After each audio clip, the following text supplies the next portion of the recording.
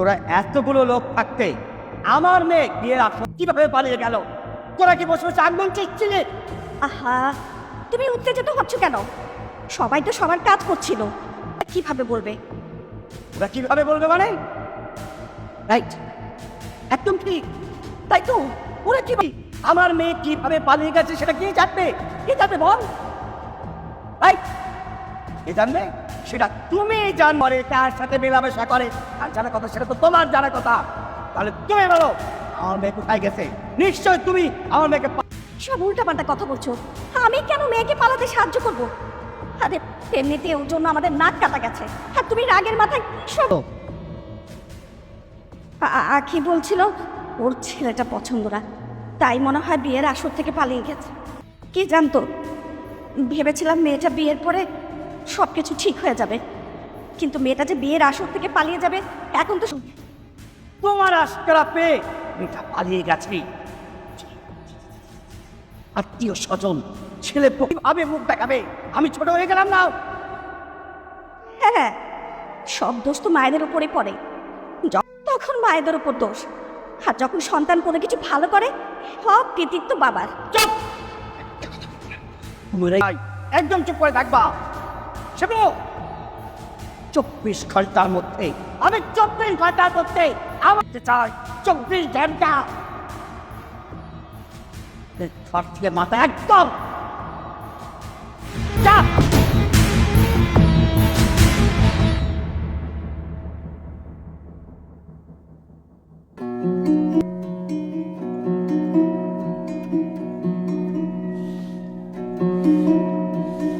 মা, যাকে দেখে খেয়াল রাখ। বাবা শোন, বৌমারে কতদিন ঘরে আটকা রাখুন ক? লোকজন যত্মার মুখ না হয় বন্ধ রাখবি, মানুষের মুখ বন্ধ রাখবি কেমনে? কইতেছে কি বৌমারে জমিদার বাড়িতে দিয়ায়। আখি আমার বউ, আখিরে কেন পরের বাড়ি যাম? শোন, বিয়ের পর মায় আগে আপন ঠিকানা হয় স্বামীর বাড়ি, আর সব পর। আমি আখিরে কোনো জায়গায় যাইতে দিব না। ছেলে মানসিকতা জীবন যায় না, জমিদার জানে না অগমাইয়া আমার এখানে। যখন জানবো তখন আমাকে কি অবস্থা করবো তুই বুঝতে। এটা যখন জানবো তখন যাওয়া হইব। দরকার পড়লে জমিদারে হাত পা ধইরা ভিক্ষা চামো তার মায়ের। সম্পত্তির ভাগ আমার কোনো দরকার নেই। কি ব্যাপার, সকাল সকাল আমাকে নিয়ে কি আলোচনা হচ্ছে? আরে তেমন কিছু না, বাজারে যাইতেছি তো, কি আনবো তাই মাল লাগে। তারে গেলাম, তোমরা দুজনে গল্প করো, আমি যাই। মা, আমাকে বলুন এই বাড়ির কি কি কাজ করতে হবে? বাড়ির কোনো কাম করতে হইব না, তুমি ঘরে যাই আরাম করো, আমি এদিকটা দেখতেছি। ঠিক আছে মা। আল্লাহ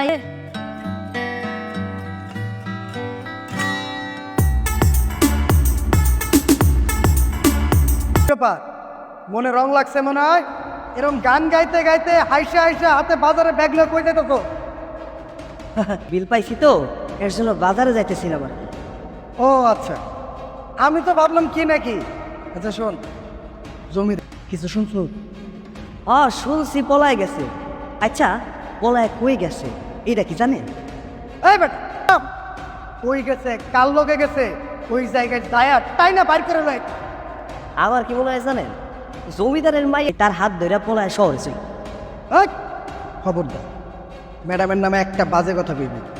ম্যাডামের নামে যদি একটা জিব্বাটা সিরা ফেলায়, ম্যাডাম যদি শহরে কারো লোকে পালাই গিয়া থাকে তাইলে তো আর কিছু করার নাই। আর ম্যাডাম যদি সেটা যদি আমি জানতে পারি তাইলে দেখবি ওর অবস্থাটা কি করি। সব কিছু সময়টা সময় দেখা যায়। আরে না না, গ্যারাম সাইডা শহরে পলাই গেছে। আমি কই কি, গ্যারামে খোঁজাখুঁজি না কইরা শহরে যান, শহরে খোঁজ লাগা, তাইলেই পাইবে। তাইলে আমি জানাবো, হ্যাঁ? তাইলে আমি এখন যাই। এখন বাজারে যাইতে দেরি হয়ে গেলে বাজারে পচাবাসি মাছ ছাড়া কিছু পাবো না, আমি যাই। আচ্ছা যা। জমিদারের পোলাপান দিয়ে আখিরে খোঁজা শুরু করে দিছে। যদি একবার জানতে পারে ঝামেলা হয়ে যাবে। আখিরে নিয়ে নাজিম সাহেব, অ্যাপার্টমেন্ট রেডি করতে আর কতদিন সময় লাগাবে? স্যার উইদিন 6 মান্থ আমরা এটা কমপ্লিট করতে পারবো। আমি যখন অফিসে না থাকি তখন আমার অগোচরে মেয়েদেরকে ইন্টারভিউ দেওয়ার নামে তাদের ইউজ করে, তাই না? এসব ইউজ তুমি আর করতে পারবে না, তোমার সব গোপন তথ্য ফাঁস হয়ে গেছে। সব চলবে না। আমার ভাবতেও অবাক লাগছে তুমি আমাকে এভাবে ঠকিয়েছো। তোমার সঙ্গে আমি সংসার করবো না। তোমার লজ্জা লাগে না? মনে ওদের সামনে আমার মান সম্মান সব শেষ করে দিচ্ছ। তুমি সব কথা কেন বলছো? দেখতে কি, প্রমাণ কি? প্রমাণ? প্রমাণ লাগবে তাই না? এখানে কাজ করতে হলে একটু কম্প্রোমাইজ তো করতেই হবে। কি ধরনের কম্প্রোমাইজ? মাঝে মধ্যে একটু কক্সবাজার ট্যুরে গেলে। ঠিক আছে, আমি রাজি আছি। দেখছো, থাক, এটা মিথ্যা হয়ে যাবে। দেখো মনি, এটা একদমই সত্য নয়। আমার মনে হয় কেউ ইচ্ছা করে এসব করেছে। আর কেনই বা এসব করলো আমি বুঝতেই পারছি না। মানে তুমি কি বলতে চাচ্ছ? তুমি এসব কিচ্ছু করোনি? শোনো, এসব ভুলভাল নাটক না আমাকে বুঝতে এসো না। তোমাকে আমার খুব ভালো করে চেনা হয়। কোম্পানিতে জব করছো, আবার আমাকে ঠকাচ্ছ। হ্যাঁ, নিজের আওয়াজটা নিজে গিয়ে চেক করো। আমাকে বোঝাতে এসো না। এখানে স্পষ্টভাবে শোনা যাচ্ছে এটা তোমার আওয়াজ। এখানে দাঁড়িয়ে তুমি মালিকানা দেখাচ্ছ আর আমাকে ধমকাচ্ছ, আমাকে ঠকাচ্ছ। শোনো, তোমার মতো পুরুষের সঙ্গে আমি আর সংসার করবো না। তুমি একটা চরিত্রহীন পুরুষ। এই ডিভোর্স লেটারটা আমি পাঠিয়ে দিই।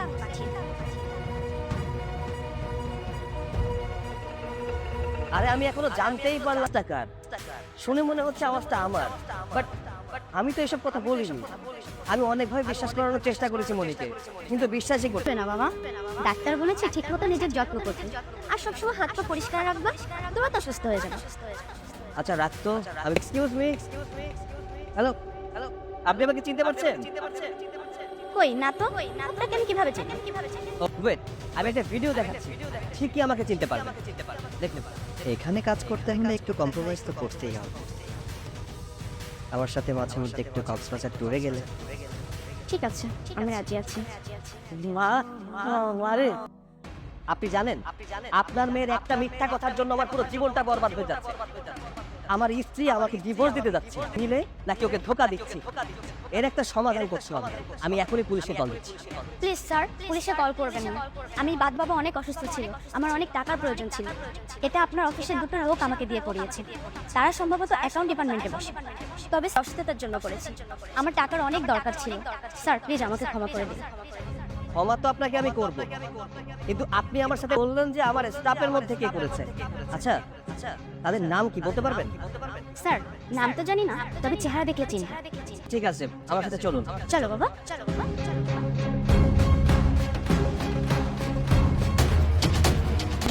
দেখি তুমি তুমি এখানে কেন এসেছো? তোমার এত বড় সাহস যে মেয়েটার জন্য তুমি আমাকে ঠকাইছো, সেই মেয়েটাকে তুমি আমার, তোমার কি একটু লজ্জা নেই? আমি তোমার সাথে কোনো কথা বলতে আসিনি, আমি কথা বলতে এসেছি এই দুইজনের সাথে। কি নাজিম সাহেব? না তো স্যার, স্যার উনি কি নতুন জয়েন করেছেন? এইসব নাটক বন্ধ করুন আর সব কথা সত্যি করে বলুন। কিছুই বলে দিয়েছে, এখন আপনি মুখ খুলে বলবেন নাকি পুলিশ এসে আপনাকে পিটিয়ে সত্য কথা বের করবে?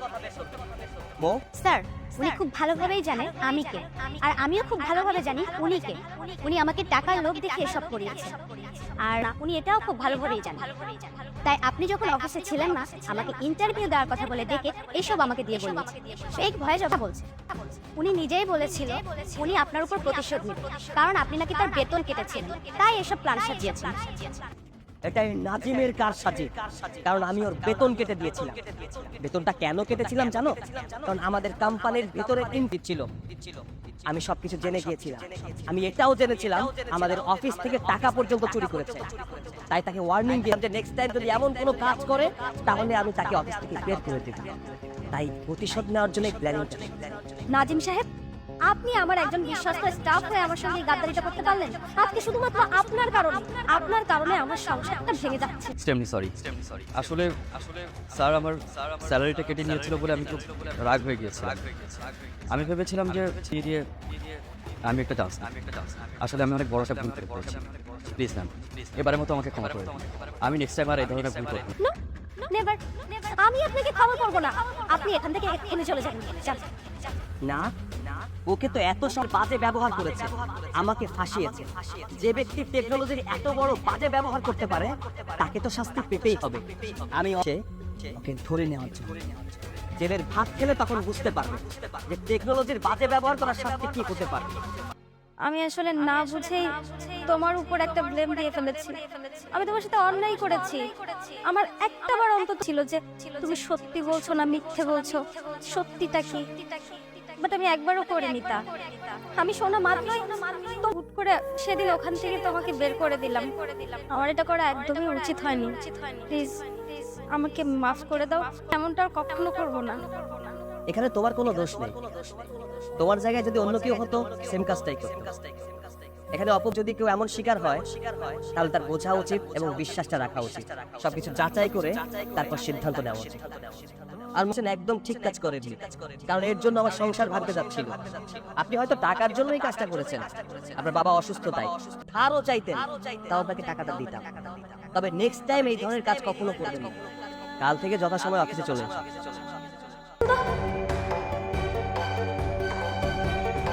চাচা চাচা আমি আমার ফোনটা আপনার রিক্সা ফেলে গেছি, আপনি কি পাইছেন? না আরে আপনি কি বলতেছেন? এই মাত্রই তো আমি আপনার রিক্সা থেকে নেমে গেলাম, 5 মিনিটও হয়নি আর এর মধ্যে ফোনটা হাওয়া হয়ে গেল। শুনেন, আপনি উল্টো পাল্টা কথা বন্ধ। না গো মা, আমার মনে তোমার কোনো ভুল হইতেছে, তুমি হয়তো অন্য কোনো জায়গায় মোবাইল ফালাই এসো।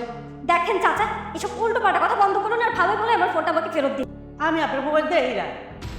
কি ব্যাপার মনি, তুমি আমাকে এখানে কেন ডেকেছো? তুমি না বললে পার্কে দেখা করবে, তাহলে এখানে কেন? সেই লোকটা আমার ফোনটা নিয়েছে কিন্তু এখন আমাকে ফেরত দিচ্ছে না, ওনাকে বলো আমার ফোন ফেরত দিতে। কি হলো, চুপচাপ আছো কেন? মারে যাই মজান, তুই একটু পোস্টা, আমি আর মোবাইল লই না। বাবা, আপনি এমন ভাবে কথা বলতেছেন মনে হচ্ছে ও বাদ দিন। আমি আপনার রিক্সায় চড়ে এখানে এসেছি, রিক্সা থেকে নামছি আমি, আর এখন ফোনের কথা ও বলবে? আমি খুব ভালো করে জানি ফোনটা আপনি নিয়েছেন, বলো আমার ফোনটা আমাকে ফেরত দিতে। ওর মোবাইলটা দিয়ে দিন। কি হলো, আমার ফোনটা আমাকে ফেরত দিন। মারে মোবাইল দেই নাই, আর আমি সব মোবাইল করম কি? কি করবেন মানে?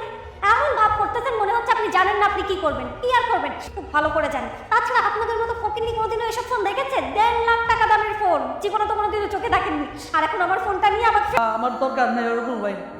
আমি রিক্সা চালাই কষ্ট করে আমার পেট চালাই, আমার কি এমন আমি আসছি। সাথে কথা বলছি তো, এই জন্য আপনি ফোনটা আমাকে ফেরত দিচ্ছেন না। আমি এক্ষুনি সেনাবাহিনীর কাছে ফোন দিচ্ছি। আরে আরে, এই সামান্য বিষয় নিয়ে কেন সেনাবাহিনীকে কল দিই? ফোনটা দিচ্ছে না, ওনাকে আমার ফোনটা দিতে বলো। চাচা, ফোনটা যদি আপনি নিয়ে থাকেন তাহলে ফোনটা দিয়ে দিন, আসলে একটা ঝামেলা তৈরি হবে। চাচা, আমি চাচা, ঠিক আছে। আর আপনি কি হয়েছে ম্যাডাম? দেখুন না স্যার, উনি আমার ফোনটা চুরি করেছেন, আমি ফেরত দিতে বলছি কিন্তু আমাকে ফেরত দিচ্ছে না। কি ব্যাপার চাচা, টাকা দিয়ে দেন। স্যার, আমি তো নেই নাই মোবাইল। জি না, ওনার কথা বিশ্বাস করবেন না। আমার স্পষ্টভাবে মনে আছে ফোনটা ছিল, আমি এই রিক্সায় করে এসেছি, উনি আমার ফোনটা নিয়েছে। মারে মা, বিশ্বাস করো আমি মোবাইল পাই নাই। নিজের হাতে আমার রিক্সা মুছলাম, কিন্তু পুরো জায়গায় তোমার মোবাইল খুঁজে পাইলাম না। বিশ্বাস করবো, আমি তোমার মোবাইল দেই নাই। আর মোবাইলটা করুন কি, উনি মোবাইলটা অন্য কোনো জায়গায় ফালাইছে। এক কাজ করেন, আপনারা সবাই এখন আমার সাথে থানায় যাবেন। হ্যাঁ তাই চলুন। তুই তোর ফোনটা আমার ব্যাগে ভুল করে রেখে এসেছিলি, তোকে দিতে মনে ছিল না, এনে তোর ফোন। দেখছে স্যার, দেখছে আমি কই ফালাইছি। ম্যাডাম, এসব কি? সরি স্যার, আমি আসলে ভুলে গিয়েছিলাম যে ফোনটা আমি ওর ব্যাগে রেখে এসেছি। প্লিজ আমাকে মাফ করবেন।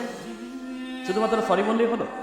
আপনি কি জানেন আপনার এই ভুলের জন্য একটা মানুষের জেল হতে পারতো, মামলা হয়, এটা কি জানেন আপনি? কি চাচা, দিব এখন ওনার নামে মামলা? না থাও, মাপ তো চাইলই। চলেন, আর আগে কানে হাত দিবেন, তারপর চিলে পিছায় দেবেন। চাচা, চাচা প্লিজ চালাচ্ছি।